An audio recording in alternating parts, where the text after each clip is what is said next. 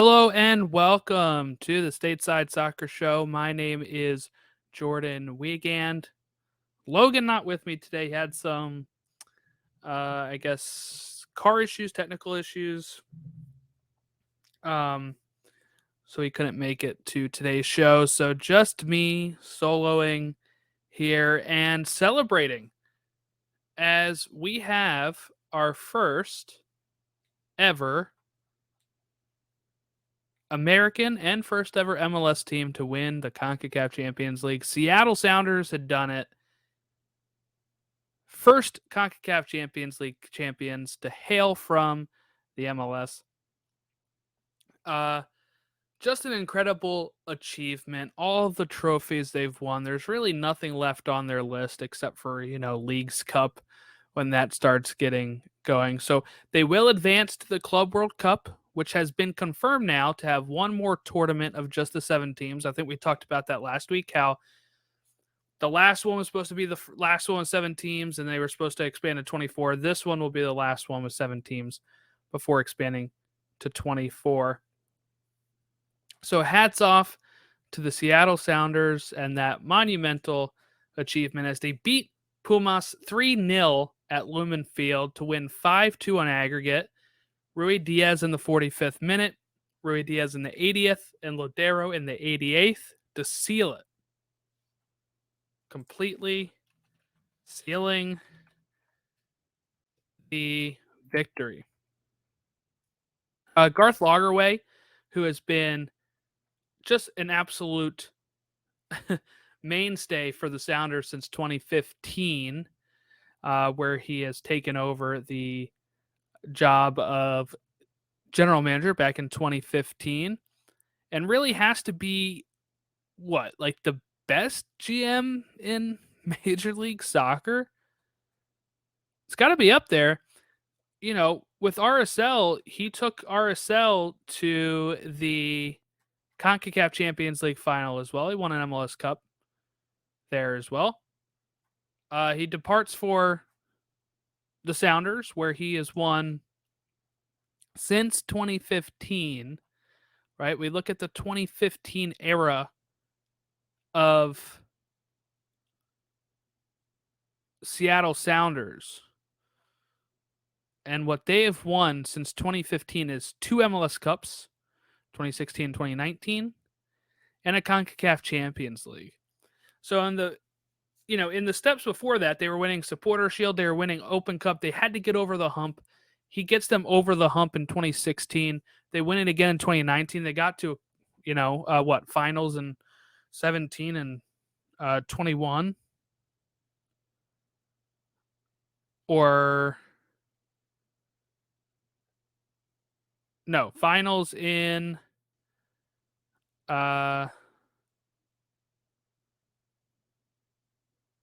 2020, sorry. 17 and 2020, winning it in 19, winning it in 16. They are the team that has qualified the most for the CONCACAF Champions League, by the way. Seattle. This is including all the times, not just under Lagerway. 7 participations in the Champions League, which is most by an MLS team all time. They're top 3 in wins, points, goals, and assists in the MLS regular season since 2012. And 5 titles in all competitions since 2012. Again, with Lagerway, he joined in 2015, but I assume he's going nowhere, right? You're set up pretty well here with how you have it going. And, what next would be the Leagues Cup, right? That's what you want to get next. But they've won. This is just, let's talk about Seattle as a whole now, right? MLS Cup, 2 of them. Supporter Shield, 4 Open Cups, 09, 10, 11, 14, and now a CONCACAF Champions League. They've done everything that they can win right now. Until we get to that Leagues Cup. And the reason why I'm kind of putting off the 2021 Leagues Cup, which they were a runner-up for, which it would be amazing if they won that, right? But the reason why I'm kind of putting that off and saying that they'll have a chance to win it now is the League's Cup, as we know it, is not what it's going to become, right? 2019, only 4 teams played. 2020, we had canceled. 2021, we had 8 teams playing. And 2022, we're having the League's Cup Showcase, which is not going to have everybody in it. And 2023 is going to start the actual League's Cup. So another thing I guess they can win is if they continue the Campeones Cup in 2023, they would, they'd have to get to 2020 was canceled, so they haven't had a chance to win that yet since they won an MLS Cup. So they have to win an MLS Cup, qualify for the Campeones Cup, see if they can do it. New York City FC is qualified for it, obviously, with their win. Atlanta United and Crew have won those. So, I mean, we're looking at progressively how well these MLS teams have been doing in CONCACAF competitions recently. The League's Cup, we've only had Seattle get into a runners-up spot. Campeones Cup, we've had 2 wins. And in 2023, like I said, the League's Cup is going to expand to include all MLS and Liga MX teams. And that is going to be in the summer of 2023. So once we get to that point, we're going to be saying, hey, Seattle could be a favorite for that. And that'd be another trophy for them to add to their cabinet. They are really, as we start looking at it, the best team in MLS history. Just how consistent they are. Consistency over multiple eras, even. When they started winning their Open Cups, that's a totally different style of MLS is what we're at now. And it's a totally different GM than what we're at now with Lagerway. So as long as he's there and as long as Smetzer's there, this club's going to be consistent. This team is going to win games. And the fact is, Rui Diaz is a huge part of this team. Lodero is a huge part of this team. If they can keep those players here, they got chances to just keep on rolling. And then they'll find new talent. I have no doubt about that. They'll find new talent to bring it in. Now, when we're looking at their MLS form right now, obviously not great, right? 3 straight losses. But they had to go from winning a Concacaf Champions League to go to Dallas just a couple days later and play there, and they end up losing. So, that moves Dallas all the way up to 4th, but Seattle sits 13th place with just 7 points. To get to a playoff spot, they're 7 points behind. They also have 2 games in hand of some of these teams. They have 3 games in hand of a few of the teams. So you can't count them out yet. They can go on a run this summer. That's usually when they like to pick it up some. But even if they don't make the playoffs right now, this season, it's a success due to winning the CONCACAF Champions League. There's just no doubt about it. Winning that CONCACAF Champions League is a huge deal. To be the first one, to say that you're the first MLS team to win this, they're going to be able to raise the banner. They're doing that in July. It's going to be a great time to be there. It seems to always be a good time to be a Seattle fan, really, with how great they've been. Before we get to anything results-wise, Montreal also came out and said that we have listened to our supporters and our partners. We will soon unveil a new logo, which will be officially used as of the 2023 season. This emblem will highlight several key elements of our identity and history. And my main question of this is, why can't teams just get it right on the first go? And what I mean by that is announcing a rebrand, not taking into account anything that the fans want, and then they unveil this new identity. People hate it. And they have to backtrack. We've seen it with Chicago, with the Crown logo. We've saw it with the Crew, with them removing the word crew. People freaked out. And now we see it with Montreal. They had changed their logo. Everybody raised hell. And now they have to backtrack again. Why aren't they just doing the due diligence before they spend millions of dollars on a rebrand that then they'll have to overwrite, backtrack on a couple years later and spend another couple million on this? I mean, that's if that's how much it costs, right? Here's the thing. They do have to pay for somebody to make the logos. They have to pay for research and development and, you know, what are those things called? Like where they, like polling type things, where they say, here's this one and here's this one. What does that make you feel like, when they go to all these people and have them look at it? I'm blanking on the term right now, but focus groups. There we go. Focus groups.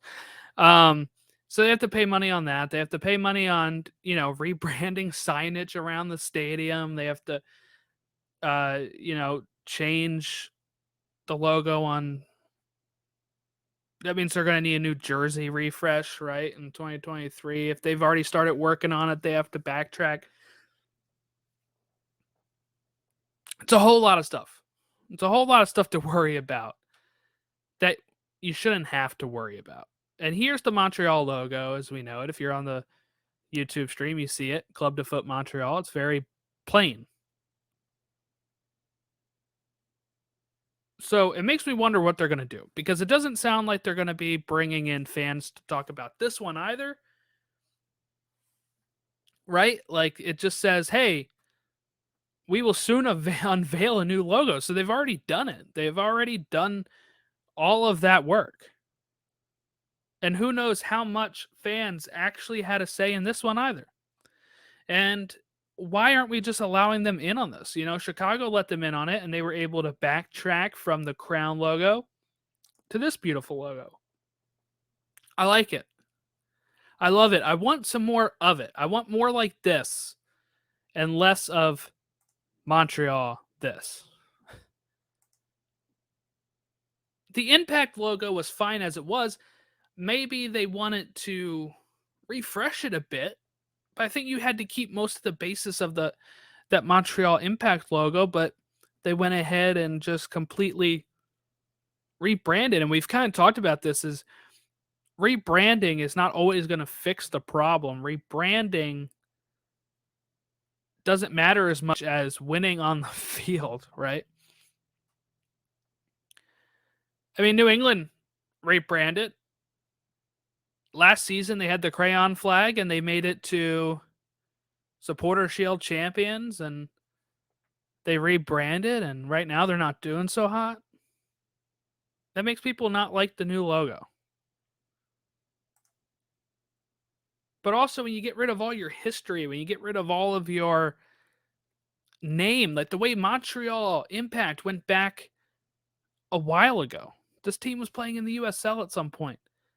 And you remove that for this very generic logo of a snowflake with the fleur-de-lis on there. Very small on opposite sides. And you just have in plain font, Club de Foot Montreal. Like, the font is nothing special. The logo is nothing. Like, it looks like something that is on a generic kit. And therein lied the problem and why they're changing it. But I'm worried that they're going to change it to something that also is not impressive. And we haven't talked about this much on here either, but Seattle is going to be rebranding soon too. Just a logo refresh, supposedly. That's coming up in a couple years, I think. But I really don't want them to change it. I mean, look at this. This is Seattle's logo. This is what won the Concacaf Champions League. Why are we always messing with history? Why are we messing with things? the Union changed their logo recently. What they did was they changed that kind of ugly gold brown color to a more bright gold. And it looks better. Does look better. This is the type of refreshes we want. I hope they never refresh anything else about this. Look at the New York Yankees. They haven't changed their logo. The Yankee teams that have won 27 World Series all have had the same logo, the same sort of uniform, pinstripes. And it's what is identity of the New York Yankees. But we seem to not care about that here. Anytime anything, a club is struggling, a new owner buys it, anything like that, let's rebrand. When I feel like baseball and soccer are some of the sports that have the most tradition in the world, right? Baseball goes back to the 1800s, soccer goes back to the 1800s over in England. The clubs there go back. They don't really change their logos that much. Here, obviously, MLS only goes back to the 90s. Some of these clubs go back farther. Seattle goes back to the 70s. Portland goes back to the 70s. And each of these have refreshed their logo at different intervals. The Sounders were not always green and blue. There's some purple in there before. There's a whale in there before, like an orca whale, right? But my point is, let's let some of these logos stick around. I'm glad Montreal's backtracking because it should have never been messed with. The fans spoke. Listen to your fans. I mean, hell, we didn't even talk about this. Houston just rebranded a couple years ago. Last year. How's that worked out for them? They're 8th place in the West. I guess it's working out okay. But the thing is, it was never the logo, right? That kind of stuff is when they want to kind of act like they're doing something. Oh, here's our refresh. And then some of these clubs have to backtrack. So my point is just do the research first. Get it right first before unveiling your new logo. And I think asking your diehard supporters, not the casuals. I think for some of these things, they test these focus groups with people who are probably not even familiar with teams. The Chicago Fire crown logo was probably researched by people that thought this was about the show. Like that's probably part of it. And they're trying to appeal to casuals because they want people to say, hey, that looks pretty nice. I think I should follow them. Or as they like to always say, we are rebranding as a global brand.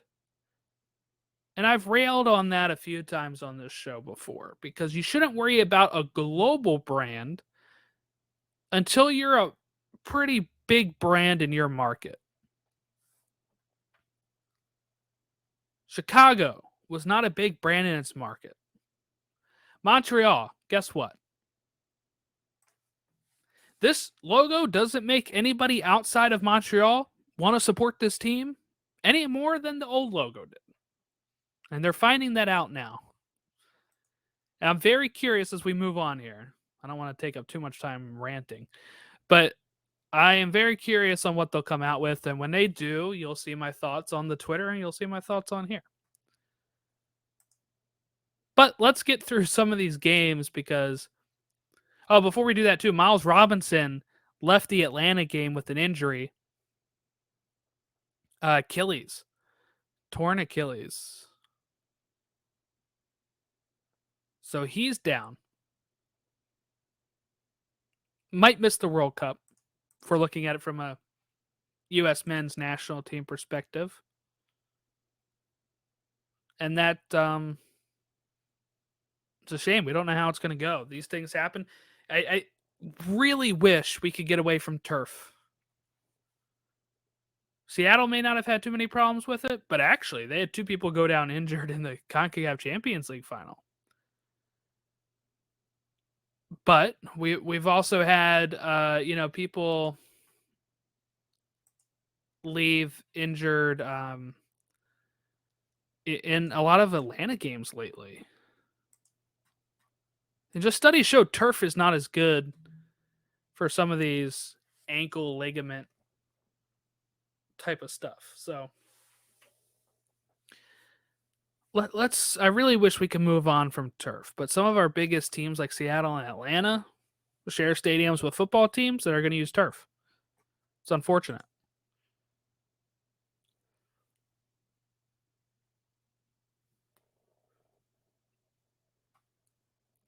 Okay. So Charlotte led off the weekend with a victory over Miami at Bank of America Stadium, with Shinashiki scoring their first goal as a Charlotte member after the trade. So 68th minute, Andre Shinashiki scores a goal. Great for him to get started on the right foot there after the trade. And I'm sure that will endear him to the Charlotte faithful, who had decent crowd, 32,018. Yeah. But Charlotte doing pretty good. They're up to 8th place in the East. The East is crazy. We talked about this last week. I mean, looking at points, they're in 13th place, 13 points, in 8th place for Charlotte. That is 6 points off of Philly in first. There is a 9-point difference from first place to 14th place Chicago Fire. That's where we're currently at with the East. So these teams are going to be moving up and down the Eastern Conference all season. All season. Montreal crushed Orlando 4-1. Waterman with the 21st minute goal, Mihalovic in the 52nd. Matinho pulls one back to make it 2-1, but then Torres and Brault Gilliard are going to score in the 81st and 84th minute to give Montreal a 4-1 victory at home, and that's going to move Montreal all the way up to 3rd place in the East. They have 17 points, 2 points back of Philadelphia and first of the East. They have 20 goals for, 19 goals against. So really, that is one of the highest goals against in the East. I think it's second highest, tied with Miami, 19 goals against. But they still have a plus goal differential because of those 20 goals, which is the most scored in the East. So yes, that puts them 17 points. They have 5 wins, 2 draws, 3 losses. And there you go. They have not lost in their last 5. They've beat the Red Bulls.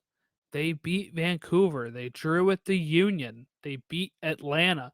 Then they beat Orlando. That's their last 5 results. That leaves Orlando in 4th, by the way. They have 15 goals against, 13 goals for, and they sit currently with 17 points, just like Montreal, but with a -2 goal differential. As Orlando seemingly always start to do this now, where they start off hot and then a couple, third of the way in the season start kind of dropping off a bit. We'll see how it goes for them later, but I wish I could get Logan's thoughts on this, but that's 2 losses now in the last 5 for Orlando, with the Red Bull loss 3-0 and the Montreal loss 4-1. They beat the Fire, they beat the Crew, and they beat Charlotte, Orlando. So kind of a mixed bag from them to start the season, and also a mixed bag in the last 5 games. But they have 5 wins, 2 draws, and 4 losses. Orlando does. Okay. Atlanta beat Chicago 4-1. So another 4-1 scoreline here. Cisneros in the 3rd minute and the 27th minute and the 36th minute. So a hat trick for Cisneros. And 0-4 for Chicago scored in the 11th to equalize at that point before Cisneros got another 2 goals. And then Brooks Lennon in the 90+1. Atlanta edged possession 61-38. Shots edged to Atlanta 16-4. 7 shots on goal to 2 for Atlanta, and that leaves Chicago at the bottom of the East, as I just mentioned. And that puts Atlanta just in a playoff spot in 7th place with 14 points. So they're only 3 points away from 3rd, and they're only 5 points away from 1st. So as much as we've talked about Atlanta struggling this season, they do have 3 losses in their last 5, by the way, and a draw. Only 1 win in their last 5. The East is so tight that they can conceivably still jump up higher in the spots. Now, the thing is, are they going to? Probably not. And the reason I say probably not is because I am worried about their injuries, and I'm worried about just the overall state of the team. This 4-1 win was needed for them, obviously. But top goal scorer is now Cisneros. I mean, it's 4 goals. 3 of those were just last week, though. Will that type of production keep going? I don't know, but I'm sure Atlanta's happy that they're sitting above Charlotte right now, and they have a game in hand of Charlotte as well. Red Bull New York drew with Portland. Nias Goda scored for Portland in the 53rd minute. Aaron Long in the 67th at Red Bull Arena. This game finished 50-50 on possession pretty much, with 50.5 to the Red Bulls, 49.5 to Portland. Red Bulls ended up with 13 shots to 7. 4 of those shots on goal to Portland's 1. But that one shot on goal for Portland is what found the back of the net and leaves them leaving New York with a point. Red Bull still sits 2nd in the East, and actually, if they could have won that game, they would have leapfrogged over Philadelphia Union, who have had 3 straight draws. That puts Portland in 10th place of the West. They have 12 points on the season. That's 11 points shy of first place, and it's 2 points shy of a playoff spot. So Portland can still conceivably turn that around as well. They've had 3 draws in their last 5 games with a loss and a win as well.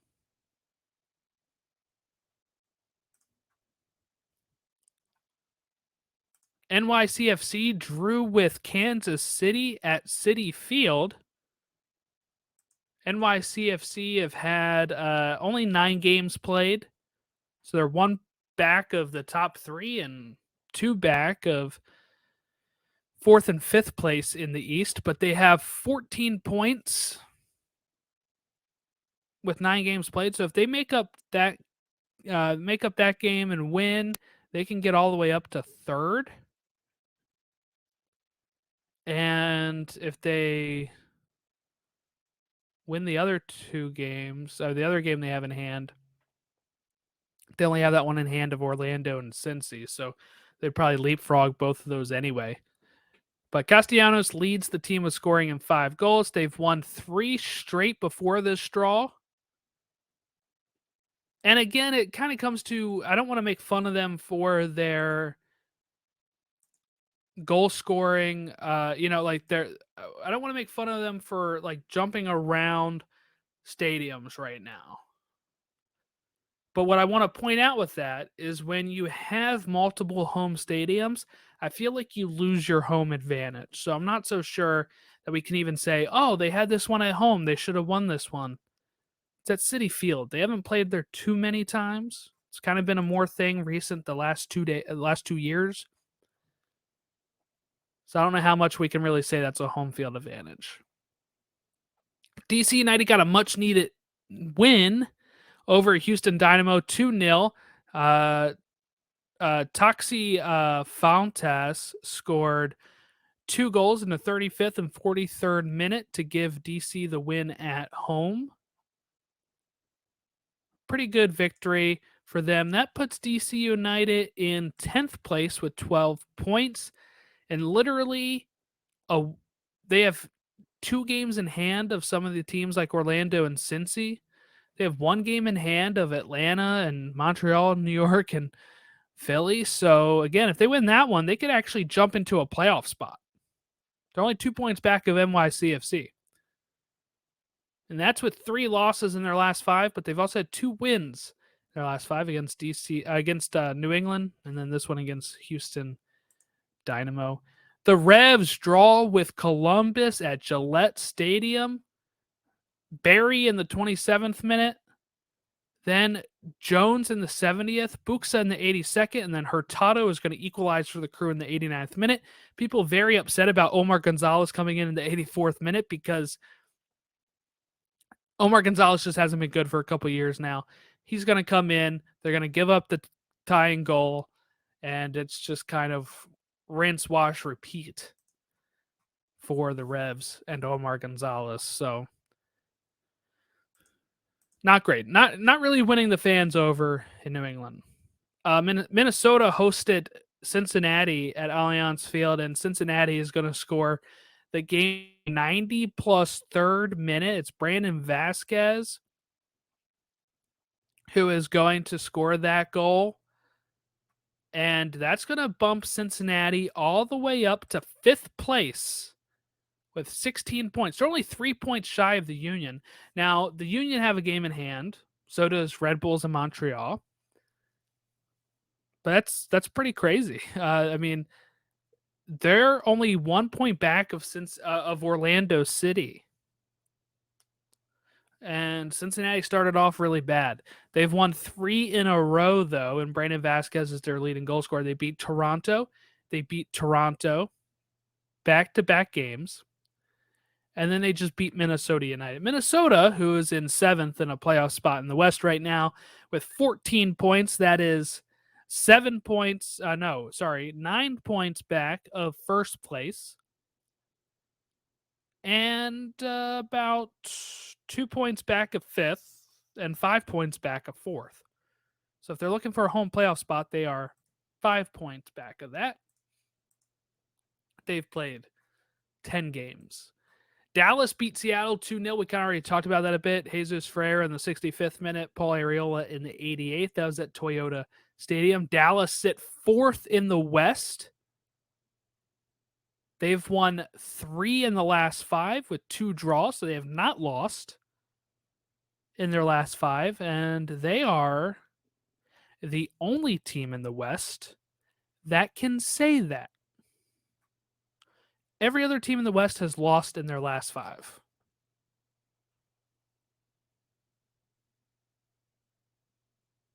Montreal is the only other team in MLS that can say that, with 4 wins in their last 5 and a draw. But yeah, every other team in the West has lost a game, and every other team in the East has lost a game in their last 5 except for Montreal. So if you want to do power rankings based on the last 5 weeks, those 2 teams would be at the top. Sporting Kansas City, we didn't really talk about them with the NYCFC stuff, but they sit 12th place. They're still above Seattle. They have 9 points, but they've played 3 more games than Seattle. And they've had 2 losses in their last 5 and then 3 straight draws. 2 of those draws, 0-0.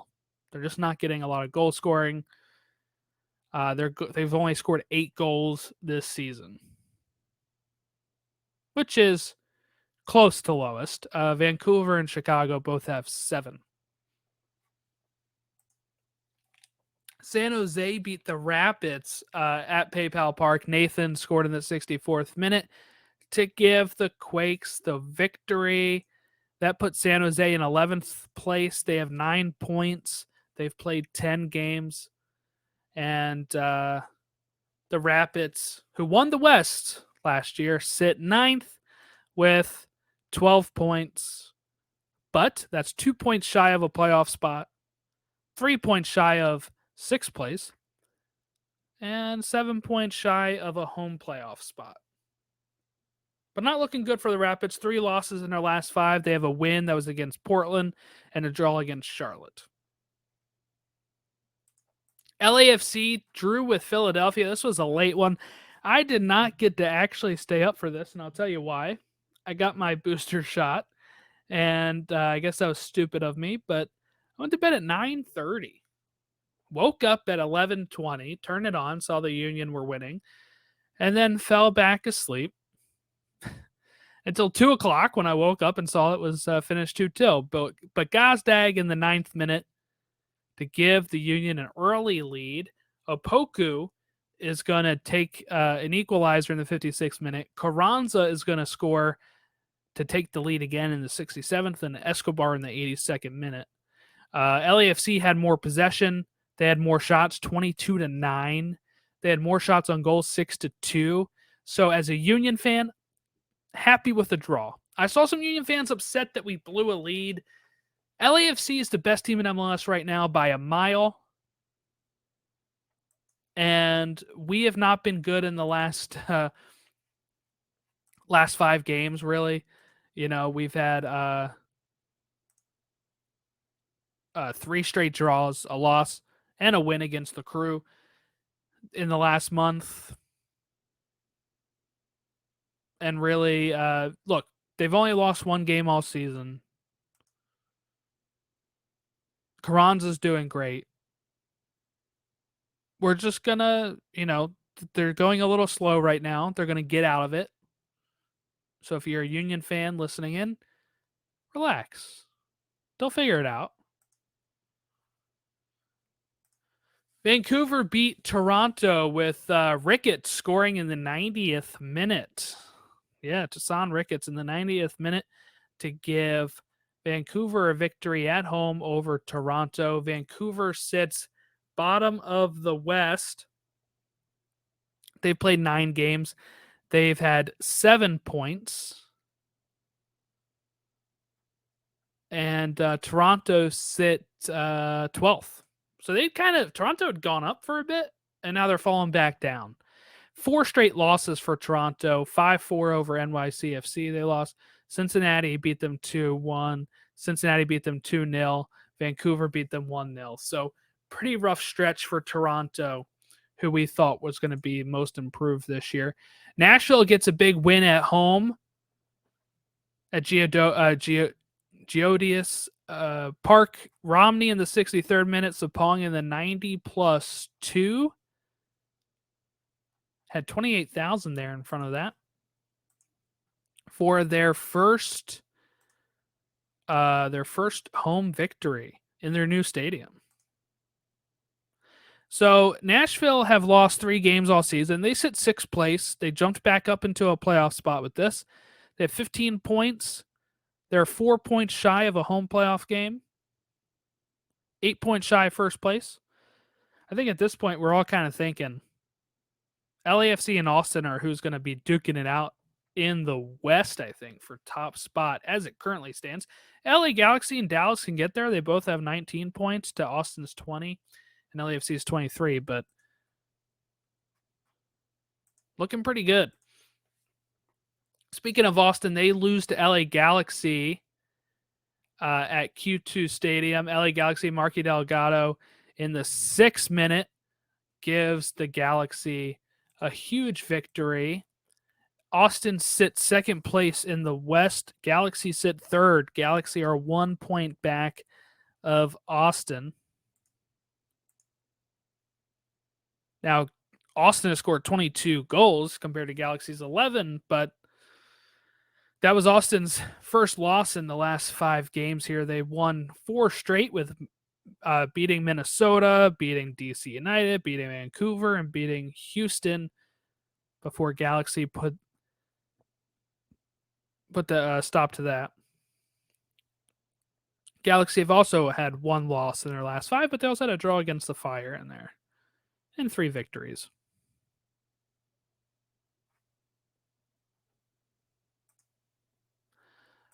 Okay.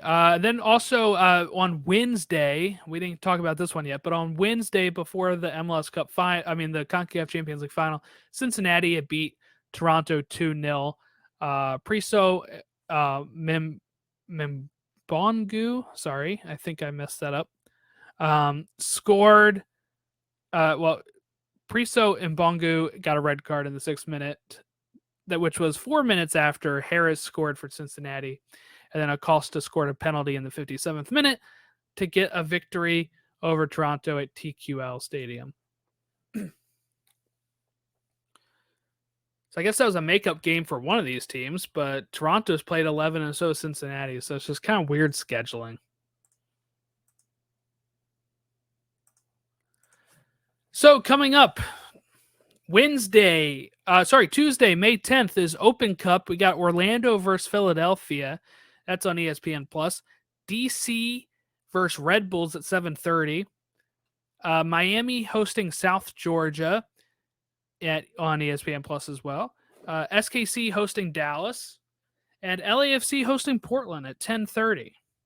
Then on Wednesday we have Richmond Kickers hosting Charlotte at 6:30. New England Revs hosting Cincinnati at 7. NYCFC hosting Rochester at 7. Minnesota hosting Colorado at 8 o'clock. Nashville hosting Atlanta at 8. Houston hosting San Antonio at 8:30. Seattle hosting San Jose at 10 o'clock. Vancouver hosting Valor at 10. And Cal United hosting LA Galaxy at 10:30. And then we're going to get to our Match of the Week preview. It's time for the Match of the Week preview.